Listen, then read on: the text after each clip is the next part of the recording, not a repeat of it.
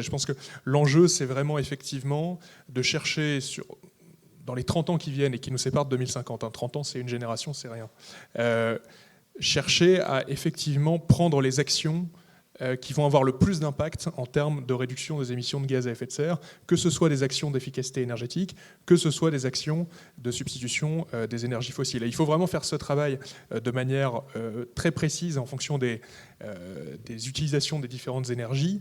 Donc remplacer les chaudières au fioul, aux énergies fossiles non performantes dans le bâtiment, effectivement avoir une électrification du transport léger, parce que là je pense qu'il y a effectivement une direction assez claire vers le véhicule électrique, et par contre sur le transport effectivement lourd de marchandises, là il y a effectivement sûrement de la place pour les véhicules au gaz. Donc faire ce travail d'identification fin et mettre en place les actions qui correspondent, y compris en termes d'accompagnement de la part des pouvoirs publics, en termes de soutien à l'innovation, en termes d'incitation, et on parle aussi d'incitation tarifaire ou en termes de normes, pour inciter l'ensemble de la société et l'ensemble des entreprises, évidemment, à faire cette évolution-là. Donc c'est effectivement quelque chose qu'il faut réussir collectivement à faire. C'est vrai que les enjeux d'acceptabilité se posent dans tous les cas, effectivement, pour tous les projets, ça c'est clair. Il faut être capable d'inventer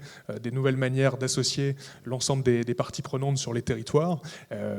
C'est quelque chose que, effectivement, les gestionnaires de réseau, à la fois en gaz et en électricité, font depuis longtemps, ce que les producteurs d'énergie renouvelable font également, en tout cas essayent de faire, essayent d'améliorer de plus en plus. Et effectivement, on voit des filières qui commencent à émerger. Et il y a même des véhicules électriques qui sont fabriqués en France, donc tout arrive. On aimerait qu'ils soient encore plus nombreux, mais il y en a aussi. Donc ce développement vertueux des filières de la transition énergétique, il peut se faire, mais effectivement, il y a du travail.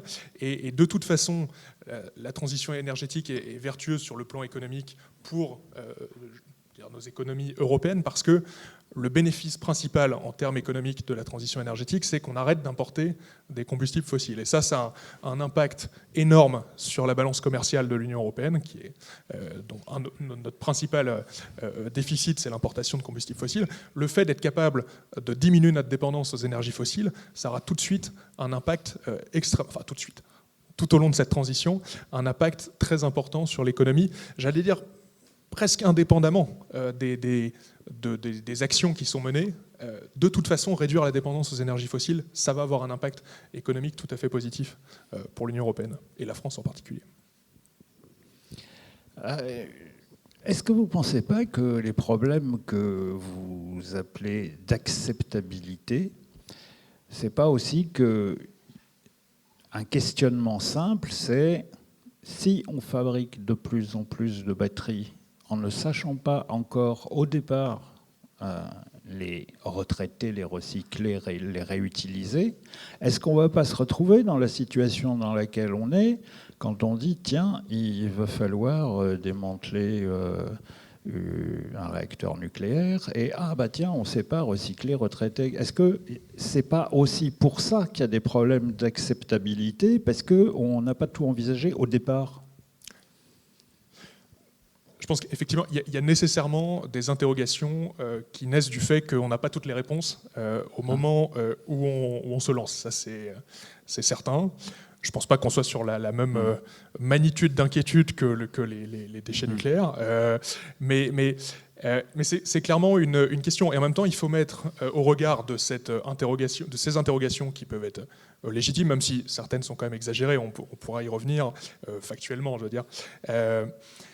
Mais en même temps, l'urgence climatique, elle est là aussi. Je veux dire. Donc, et j'irai même plus loin, l'urgence en termes de santé environnementale, de santé publique, dans les villes qui aujourd'hui sont soumises à des taux de particules fines extrêmement élevés, liés notamment à la consommation de certaines énergies fossiles pour certaines applications, en particulier le transport bien sûr, mais aussi l'industrie.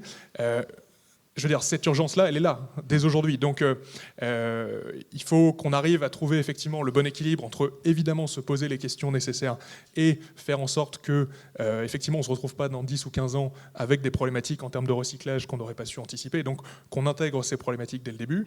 Mais il ne faut pas non plus que ces interrogations deviennent une excuse pour l'inaction, parce que les problèmes qu'on a aujourd'hui, si on ne fait rien, ils ne vont aller qu'en empirant. Et malheureusement, on n'aura pas du coup, on sera pas plus avancé, malheureusement. On aura troqué des interrogations légitimes pour des problèmes bien réels. Cela dit, ceux de ma génération ont vécu la vente à marche forcée du concept du diesel.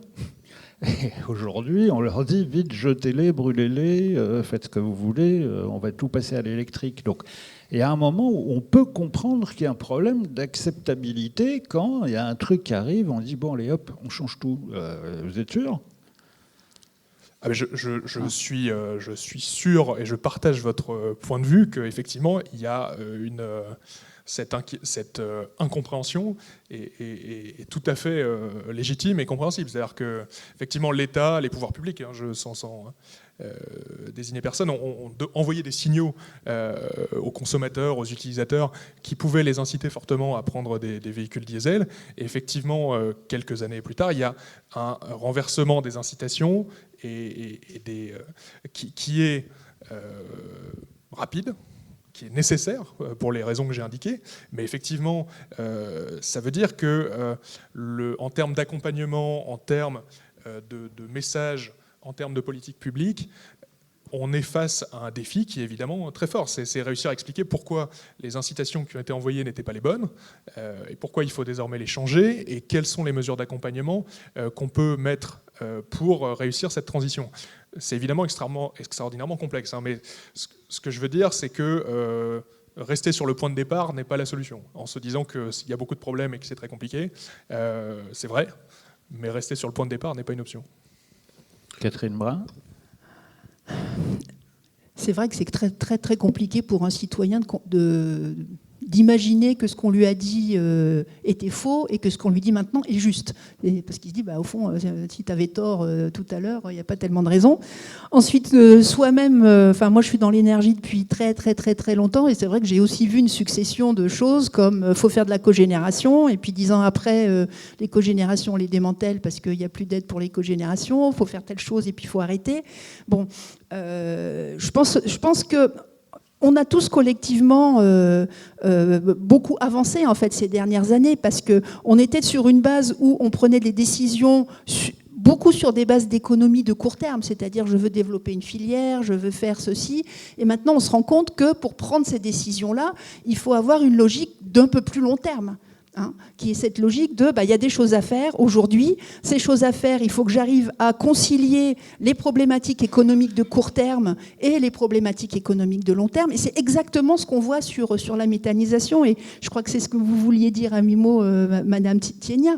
Effectivement, problématique aujourd'hui sur la méthanisation, c'est que pour toutes les raisons qu'on dit et des raisons qu'on doit aussi encore plus scientifiquement étayer et peut-être aussi contextualiser à certains endroits, et puis faire aussi évoluer la profession agricole. Là, je viens de perdre le fil, c'est pas grave, je vais le retrouver. Et oui, j'ai vraiment perdu le fil. Qu'est-ce que je disais ? Oui, donc, voilà, c'est ça. Il y a ces problématiques de court terme, de développer une filière avec ses externalités, mais il y a aussi une problématique économique. Parce qu'aujourd'hui, on a fait des choix depuis 10 ans qui sont en fait d'aider des filières ENR, le photovoltaïque, l'éolien. Aujourd'hui, il faut avoir en tête que dans les chiffrages qui étaient donnés sur les montants d'aide à 10 ans sur les énergies renouvelables, une écrasante majorité est liée aux engagements passés. Donc il y a quasi plus de marge de manœuvre pour développer de nouvelles filières. Ça, c'est un fait.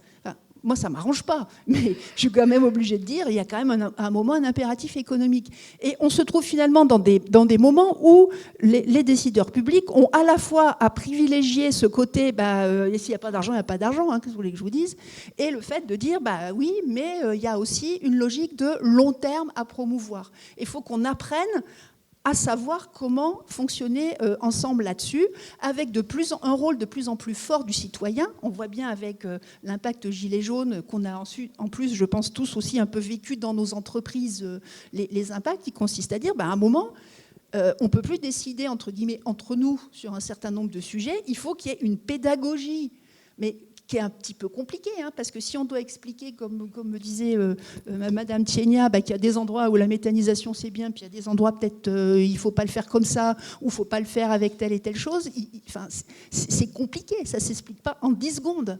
Donc je pense qu'on a vraiment collectivement tous un enjeu de responsabilité de long terme à avoir pour justement que les nouvelles décisions qu'on prenne soient des décisions qui soient dans le en même temps du court terme et le en même temps du long terme, privilégier la fin du mois et tenir compte de la fin du monde, quoi.